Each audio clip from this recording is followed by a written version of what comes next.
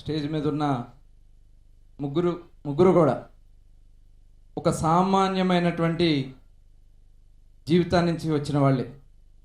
ఇది మన అందరం కూడా గుర్తుపెట్టుకోవాలి. ఇవాళ మన తల్లిదండ్రులు కష్ట ఫలితంగా మనం ఇవాళ ఏ స్థానంలో ఉన్నో ఒకసారి గుర్తు చేసుకోవాలి. ఇప్పుడే గోపిచంద్ గారు చెప్పారు సత్యనారాయణమూర్తి గారి గురించి. ఎందుకంటే నాకు చిన్నతనం నుంచి కూడా బాగా తెలుసు. మాది కూడా అక్కడే ఒకే పేట. ఆయన ఉలింగిపాలెంలో ఒక సామాన్యమైన మున్సిపల్ స్కూల్స్లో చిట్టాబాల కదా పిచ్చి స్కూల్లో, అప్పుడు మున్సిపల్ స్కూల్స్కి ఒక్కో దానికి ఒక పేరు ఉండేది. పిచ్చిబడి అని, చిట్టాబాల స్కూల్ అని, ఇలా పేర్లు ఉండే.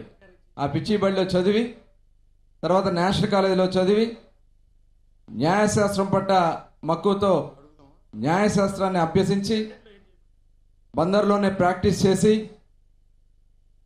జిల్లా జడ్జిగా దాదాపు 4 జిల్లాల్లో జడ్జిగా పనిచేసి తర్వాత విజిలెన్స్లో కూడా ఆయన పనిచేయడం జరిగింది.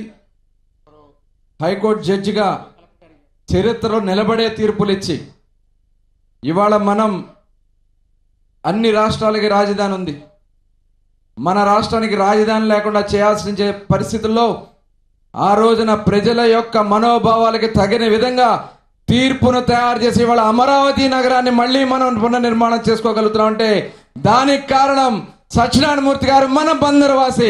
గట్టిగా ఒకసారి అందరూ కూడా వారికి అభినందనలు తెలియజేయాలని చెప్పి కోరుతా ఉన్నా. ఎందుకంటే చరిత్రలో నిలబడే కార్యక్రమాలు మనం చేయాలి. అలాంటి అవకాశం మన సత్యనారాయణమూర్తి గారు రావడం మన అందరి అదృష్టం.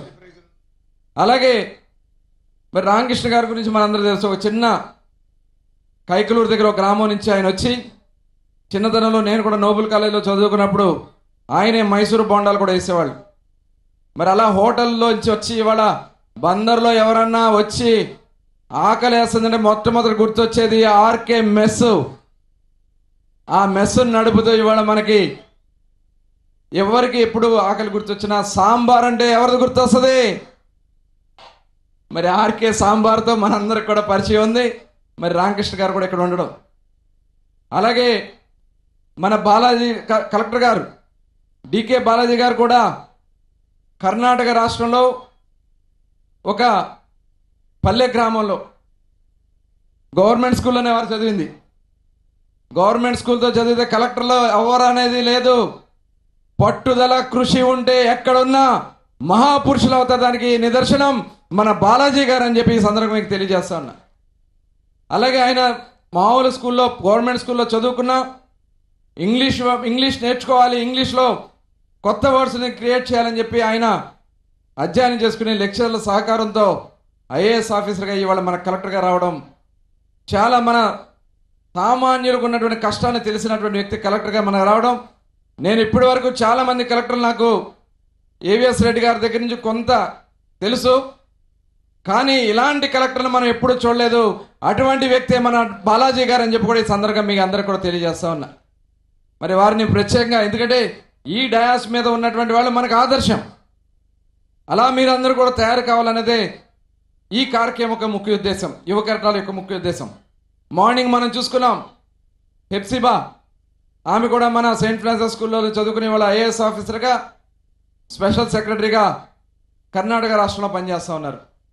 అదేవిధంగా నేవీ వాళ్ళు వచ్చారు, మార్నింగ్ ఉదయం వచ్చారు నేవీ వాళ్ళు. చూపించినటువంటి స్ఫూర్తికి మరి మన ఆడబిడ్డలు కూడా బయటకు వచ్చి మేము ఎలా నేవీలోకి రావాలని చెప్పి అడిగారంటే అది ఒక స్ఫూర్తి. ఆ స్ఫూర్తికి వేదికే యువ కెరటాలని కూడా ఈ సందర్భంగా మీకు తెలియజేస్తా ఉన్నా. నిన్న ఒలింపిక్స్కి సంబంధించిన వాళ్ళు కూడా రావడం జరిగింది. టైక్వాండ్లో గోల్డ్ మెడల్ సాధించి ఒలింపిక్ మెడల్ సాధించినటువంటి వాళ్ళు కూడా శివం నిన్న రావడం జరిగింది. అలా మన రాబోయే కాలంలో బందర్ నుంచి మట్టిలో మాణిక్యాలను తయారు చేయాలనే లక్ష్యంతో 2014 నుంచి ప్రారంభమైన ఈ కార్యక్రమం 2019లో కొంత బ్రేక్ వచ్చిందేమో కానీ ఇప్పుడు మళ్ళీ 2025 సంవత్సరంలో స్టార్ట్ అయింది. Non stoppable.